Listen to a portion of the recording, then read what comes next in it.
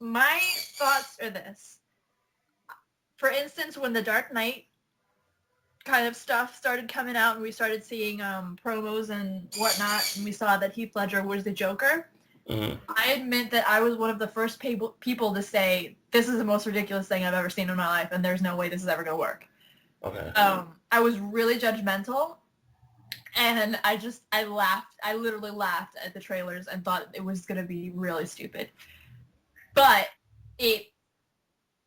I was proved completely wrong, like, to all hell. And obviously, Heath Ledger made a fantastic Joker, and I was completely wrong in judging it so quickly without giving it a chance.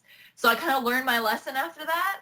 And though I will say that I still think the costume was really dumb and she did not look anything like the Wonder Woman that I have in my head, I have to admit that I can't expect every character to look exactly how I see them in my head, because that would be ridiculous.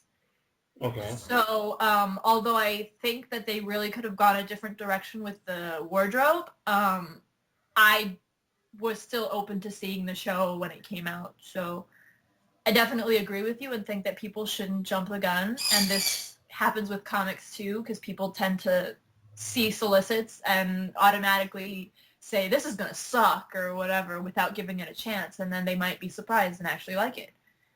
Because there's people behind these things. It's not like they just magically appear, so you have to give them a chance, because they're people, so they have the chance to improve and fix things, like you said. Yeah. Yeah.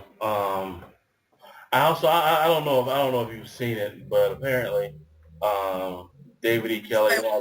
Sorry, I'm so sorry. Okay.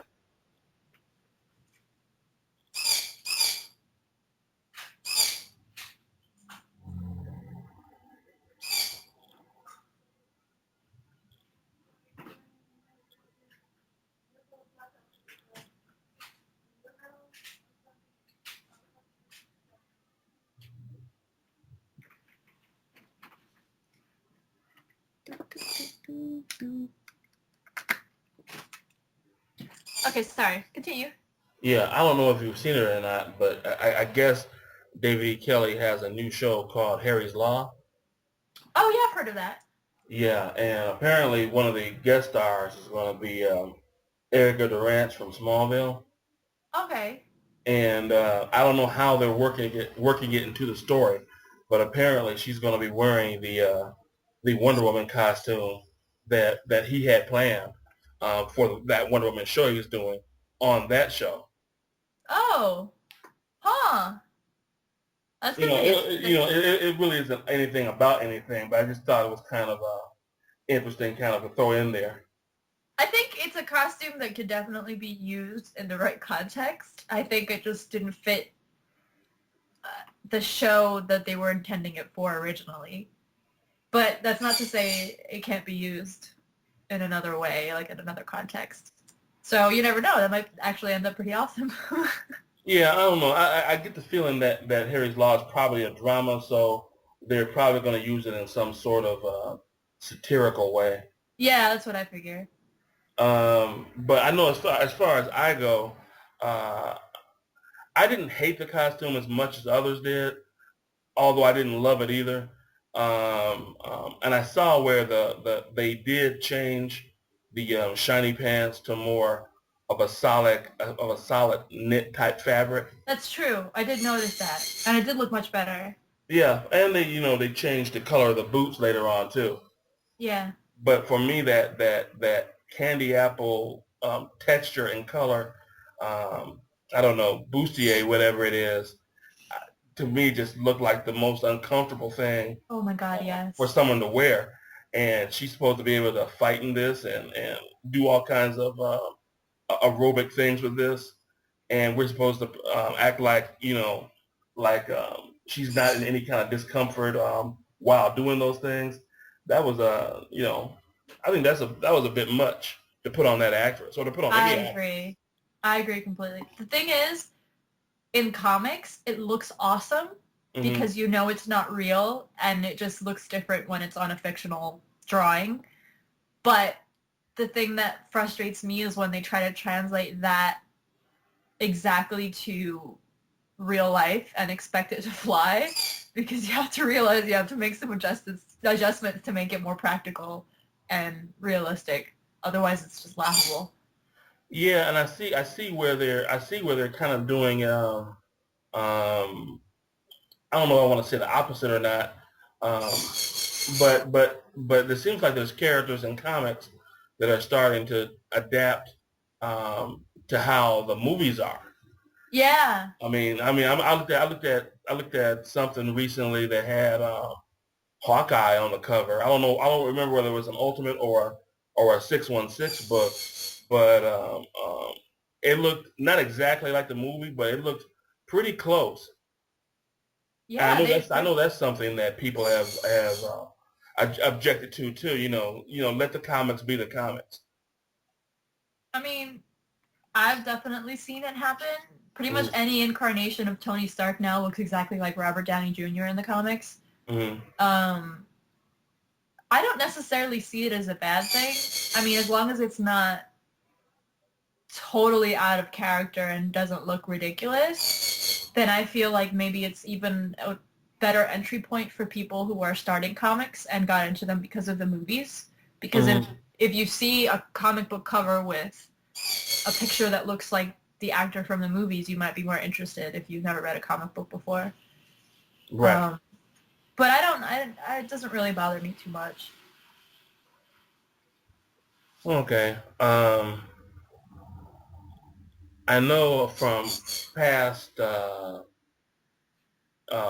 past videos and other stuff that one of your favorite characters was Nightcrawler. Oh God, yeah. I was wondering how do you feel about, because I haven't picked up an X-Men in years, but I understand that Nightcrawler is in one of the X books, but he's not the Kurt Wagner, or he's not the Nightcrawler that debuted in Giant Size X-Men number Right. one. How do you feel about the transplanting of a different Nightcrawler into an X-Men book? From what I understand, the Nightcrawler that's present now is the Age of Apocalypse version of him, Mm-hmm. which is Kurt Darkholm.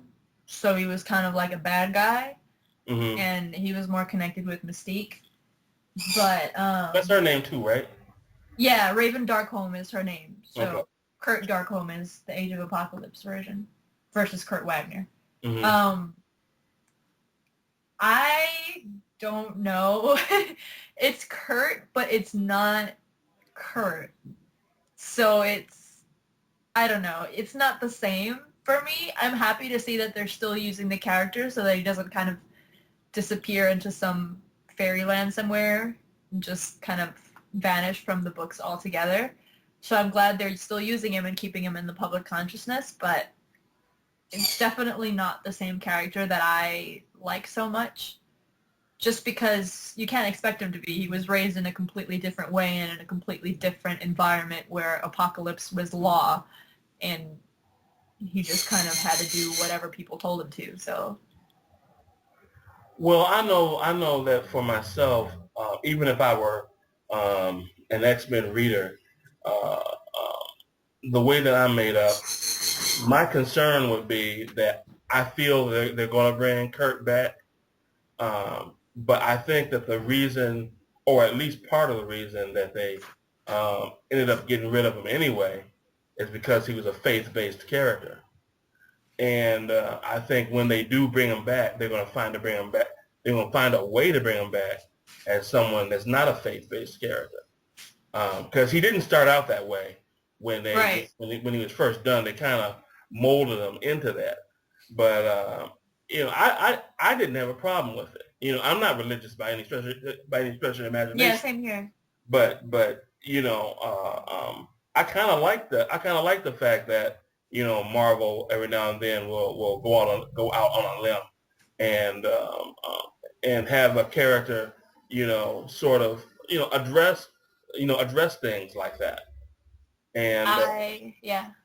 I don't know. I just feel that he's been done an injustice first for killing him off in the first place, because I'm one of those guys that I'm so anti-resurrection that it's not even funny. I feel that if you kill a character off, it should mean something by having their death stand for something. And Right. that's why I ended up discontinuing buying Astonishing X-Men when Joss Whedon, as much as I like him as a writer, ended up bringing Colossus back. Yeah. I am in the same boat as you. As much as I love Nightcrawler as a character and wish that he hadn't been killed off, Mm-hmm. now that he is gone, I would prefer that they keep him that way because I feel it almost disrespectful to just use him as a tool and bring him back when they feel like it's convenient. Not that he's a real person and you should respect his memory or whatever, but Right. I feel like you have to give this creation a certain degree of respect considering how long he's been in existence in people's lives as a character and as something that people read. So I agree, and I think that he should kind of stay dead. Mm-hmm. But I also agree that I'm also not a religious person by any means, but I actually really like that he was, and that he acted as the kind of moral compass of the team. And I don't know, I thought his death was completely unnecessary because I still don't really see how Hope really contributed anything significant to Marvel in general, but it may just be because I'm biased. But I think they did his death pretty well because it reflected his character in a pretty accurate way because he ended up sacrificing himself for somebody else. And up until his death, he was the person who was completely against what the X-Men were doing and killing other people, even if they were bad guys, because he felt like nobody deserved to die. And it wasn't their decision to make whether somebody lived or died. So I feel like I admire the fact that they continued writing him that way. Mm-hmm. And it was admirable how he died. And they did pay some respect to him because even in future issues of Wolverine, you see Wolverine really pining over the loss of his best friend and